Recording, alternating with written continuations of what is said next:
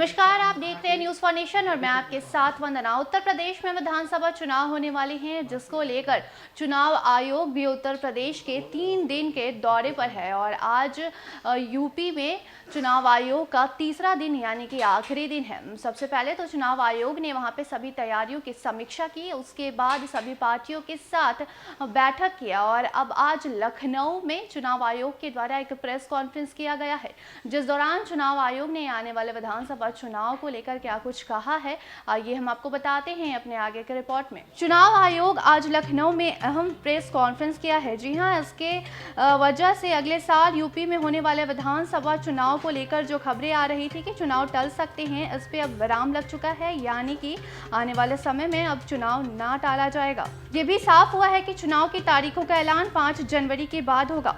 चुनाव आयोग ने बताया है कि बुजुर्गों और दिव्यांगों को घर से ही वोट की सुविधा दी जाएगी, वहीं पोलिंग बूथों को भी बढ़ाया जाना है। बता दें कि अगले साल की शुरुआत में 5 राज्यों में विधानसभा चुनाव होने वाले हैं। इसमें उत्तर प्रदेश, पंजाब, गोवा, उत्तराखंड और मणिपुर शामिल है। लखनऊ में हुई चुनाव आयोग की प्रेस कॉन्फ्रेंस में सुशील चंद्रा ने उन सुझाव के बारे में भी बताया जो राजनीतिक दलों की तरफ से उनको मिले हैं। बता दें कि राजनीतिक पार्टियों की तरफ से जो सुझाव मिले हैं वो कुछ इस प्रकार हैं। कोविड प्रोटोकॉल का पालन करते हुए समय से चुनाव हो, सभी दलों की तरफ से ये मांग की गई है। वहीं रैलियों की संख्या और रैलियों में लोगों की संख्या भी सीमित कराने का मांग किया है। तो वहीं दिव्यांग और 80 साल से ज्यादा बुजुर्ग मतदाताओं को घर से ही मतदान करने की सुविधा मिलनी चाहिए। इनकी अलग पहचान वाली सूची भी जारी करने की मांग की गई है। तो वहीं रैलियों में नफरती भाषण व रैलियों में हो रही भीड़ पर भी कुछ दलों ने चिंता जताई है।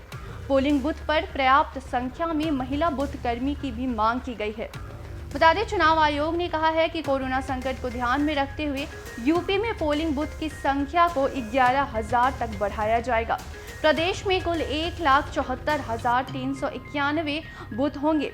एक बूथ पर पहले 1500 वोट होते थे, जिन्हें घटाकर 1200 किया गया है।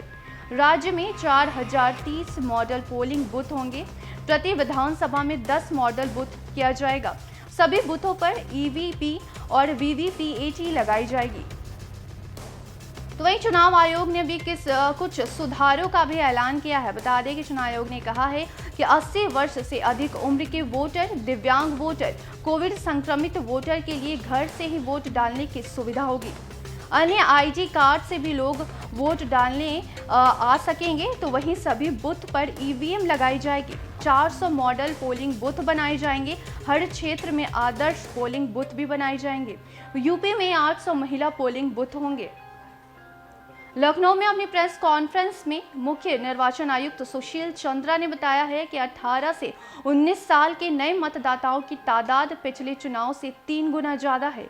इसमें 1000 पुरुष मतदाताओं में 839 महिलाओं का अनुपात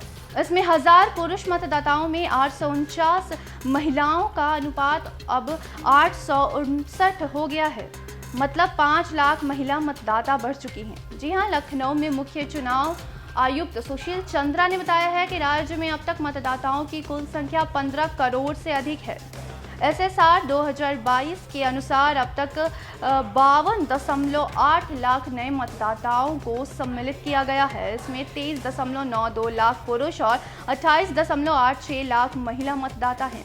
18-19 वर्ग के 19.89 लाख मतदाता है। कहा है कि चुनाव आयोग का मकसद स्वतंत्र, निष्पक्ष, सुरक्षित, प्रलोभन मुक्त, कालाधन मुक्त चुनाव कराना है। उन्होंने ये भी कहा है कि 5 जनवरी तक फाइनल मतदाता सूची जारी होगी, लेकिन नामांकन के आखिरी दिन तक भी अतिरिक्त सूची बन सकेगी।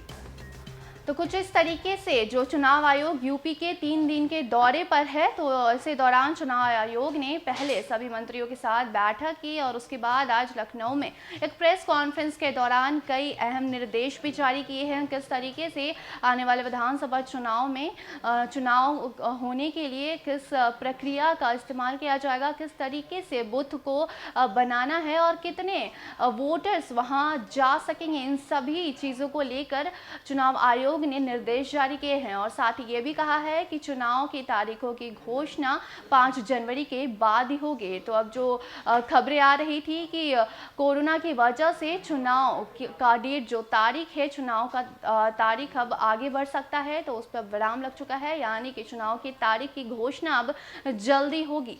तो फिलहाल के लिए इतना ही। देखते रहे न्यूज़ फॉर नेशन। धन्यवाद।